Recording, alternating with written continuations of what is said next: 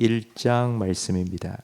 구약성경 761면입니다.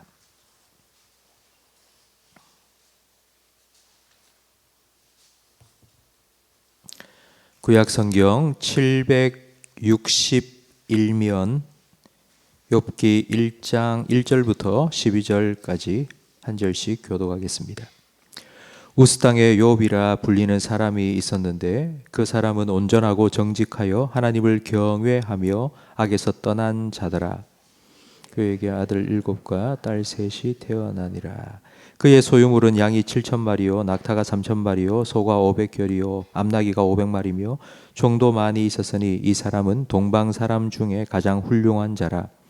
그의 아들들이 자기 생일에 각각 자기의 집에서 잔치를 베풀고 그의 누이 3명도 정하여 함께 먹고 마시더라. 그들이 차례대로 잔치를 끝내면 욥이 그들을 불러다가 성결하게 하되 아침에 일어나서 그들의 명수대로 번제를 드렸으니 이는 욥이 말하기를 혹시 내 아들들이 죄를 범하여 마음으로 하나님을 욕되게 하였을까 함이라. 욥의 행위가 항상 이러하였더라. 하루는 하나님의 아들들이 와서 여호와 앞에 섰고 사탄도 그들 가운데 온지라. 여호와께서 사탄에게 이르시되 내가 어디서 왔느냐. 사탄이 여호와께 대답하여 이르되 땅을 두루돌아 여기저기 다녀왔나이다. 여호와께서 사탄에게 이르시되 내가 내 종 욥을 주의하여 보았느냐. 그와 같이 온전하고 정직하여 하나님을 경외하며 악에서 떠난 자는 세상에 없느니라. 사탄이 여호와께 대답하여 이르되 욥이 어찌 까닭없이 하나님을 경외하리이까. 주께서 그와 그의 집과 그의 모든 소유물을 울타리로 두르심 때문이 아니니까. 주께서 그의 손으로 하는 복되게 하사 그의 소유물이 땅에 넘치게 하셨음이니이다. 이제 주의 손을 펴서 그의 모든 소유물을 치소서. 그리하시면 틀림없이 주를 향하여 욕하지 않겠나이까. 여호와께서 사탄에게 이르시되 내가 그의 소유물을 다 내 손에 맡기노라. 다만 그의 몸에는 내 손을 대지 말지어다.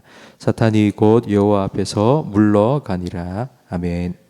1절 말씀에 욥의 소개가 나옵니다. 욥은 온전하고 정직했습니다. 온전하다는 말은 흠이 없다는 말이고 정직하다는 말은 거짓이 없다는 말입니다. 욥이 흠도 거짓도 없는 사람으로 살 수 있었던 이유는 그 다음에 나오는 바로 하나님을 경외했기 때문입니다. 4절부터 5절까지 말씀에는 하나님을 어떻게 경외했는지 구체적인 예가 나옵니다. 아들 7과 딸 3이 있는데 아들이 자기 생일 때마다 온 가족을 다 초대해서 잔치를 벌였습니다. 근데 그 잔치가 끝나면 욥이 꼭 했던 게 그 다음 날 아들들을 다 불러 모아서 그 아들과 함께 번제를 드리고 제사를 드렸습니다.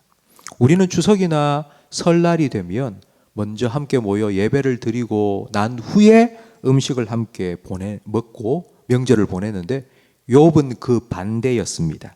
잔치를 다 끝내고 나면 그냥 흩어진 것이 아니라 아이들을 다 불러서 그 아이들을 위해서 함께 예배를 드리고 제사를 드렸습니다. 그 이유가 5절 하반절에 나오는데 혹시 자녀들이 잔치 중에 흥에 겨워서 알게 모르게 하나님을 욕되게 한 죄를 범하였을까 봐 그 죄를 사하기 위해서 제사를 드린 것입니다.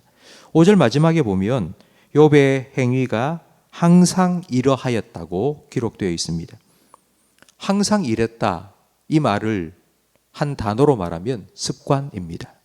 욥은 하나님을 경외하고 하나님 앞에서 코람데오의 신앙을 가지고 살았던 사람입니다. 욥은 시편 1편에 나오는 악인의 꾀를 따르지 않고 죄인의 길에 서지 않고 오만한 자들의 자리에 앉지 않는 복 있는 사람의 아주 전형적인 모습을 보여줍니다. 이 욥이 누린 복이 무엇인지 2절, 3절 말씀에 나오는데 바로 동방 사람 중에 가장 훌륭한 사람입니다. 동방에서 가장 훌륭한 사람이라는 말의 뜻은 세상에서 가장 훌륭한 사람이라고 소문이 났다는 의미입니다. 욥이 이 땅에서만 소문이 난 사람이 아니라 하늘에서도 아주 유명한 사람이었습니다. 8절 말씀에 보면 하나님께서 이렇게 욥을 자랑하십니다. 욥처럼 나를 경외하는 자를 너가 보았느냐라고 말씀하셨습니다. 하나님께서 욥의 믿음을 자랑하시자 사탄이 이 의의를 제기했습니다. 아무 까닭 없이 하나님을 경외하는 사람이 있겠습니까? 하나님께서 잘 해주고 하나님께서 모든 복을 주시니까 욥이 하나님을 경외하는 거 아닙니까? 그러니까 사탄은 하나님이 축복해 주시니까 욥이 하나님을 경외한다고 말한 것입니다. 쉽게 말하면 옆구리 찔러 절받게 한 거 아닙니까? 이 말은 욥의 믿음이 욥의 진심이 아니라는 것입니다.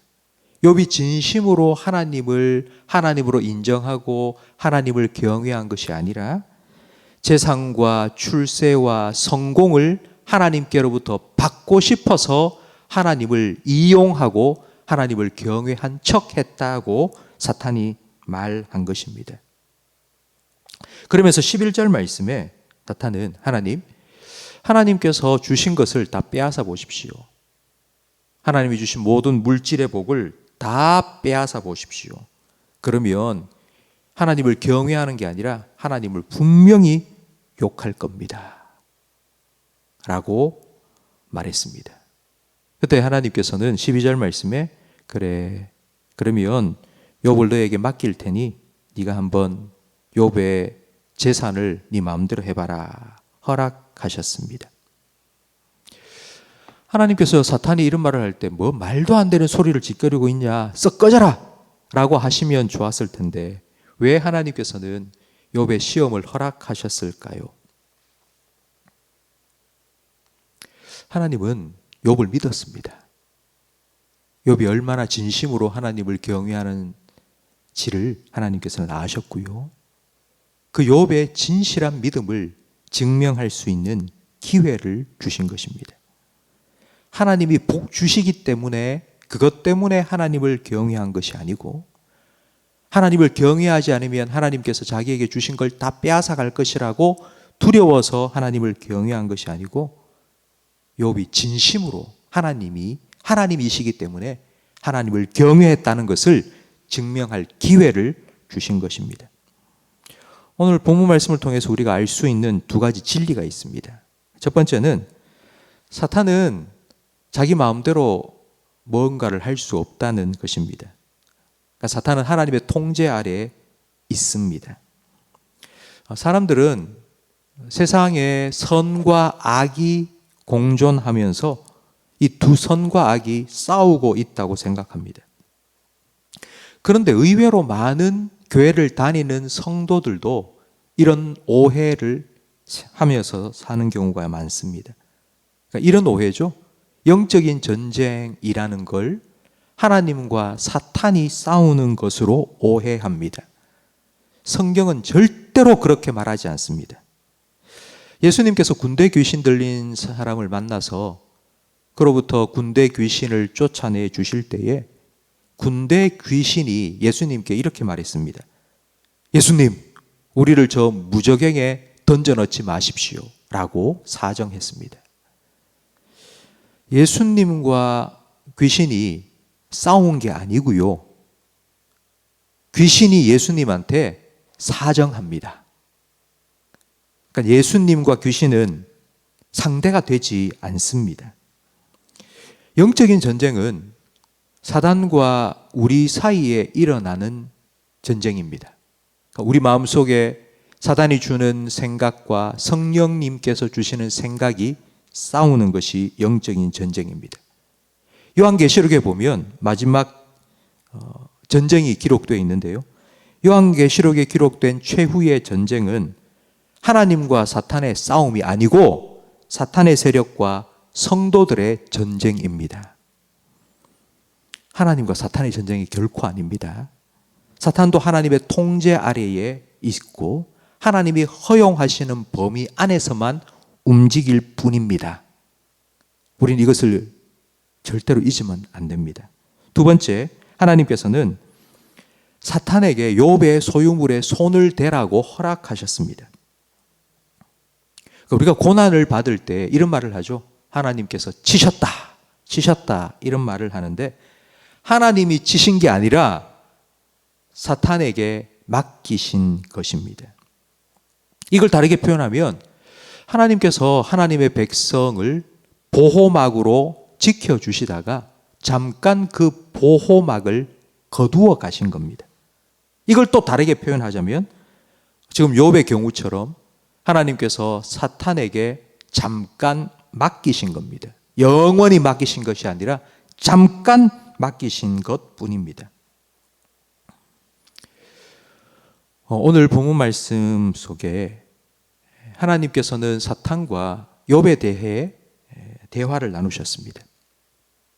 그런데 이 하나님과 사탄의 이 대화, 하늘에서 일어난 이 대화를 욥이 알 수 없습니다. 욥은 절대로 알 수가 없습니다. 이 말은 욥이 왜 자기가 이런 고난을 당하는지를 알 수 없었다는 뜻입니다.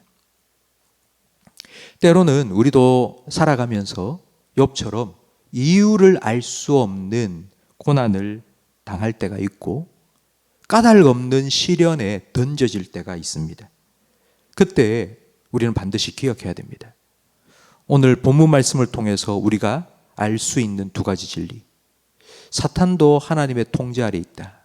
모든 것은 하나님의 주권 아래 있다는 사실과, 만약 이 시험과 시련과 고난이 사탄이 나에게 가하는 것이라면 하나님께서 잠깐 허락하신 것이고, 하나님께서 허락하셨다면 분명히 하나님의 뜻이, 목적이 있다는 것을 우리는 기억해야 합니다.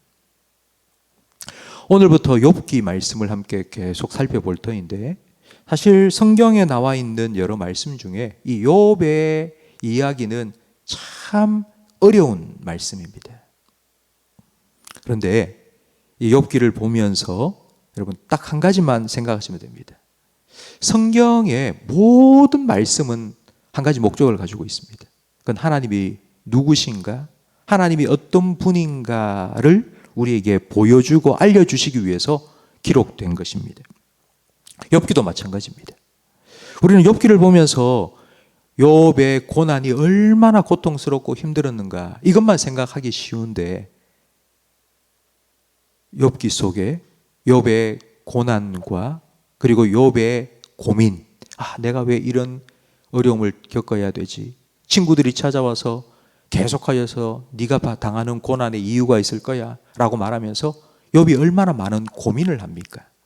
욥의 고난과 고민을 통해서 우리는 하나님이 어떤 분인지를 알아갈 수 있습니다.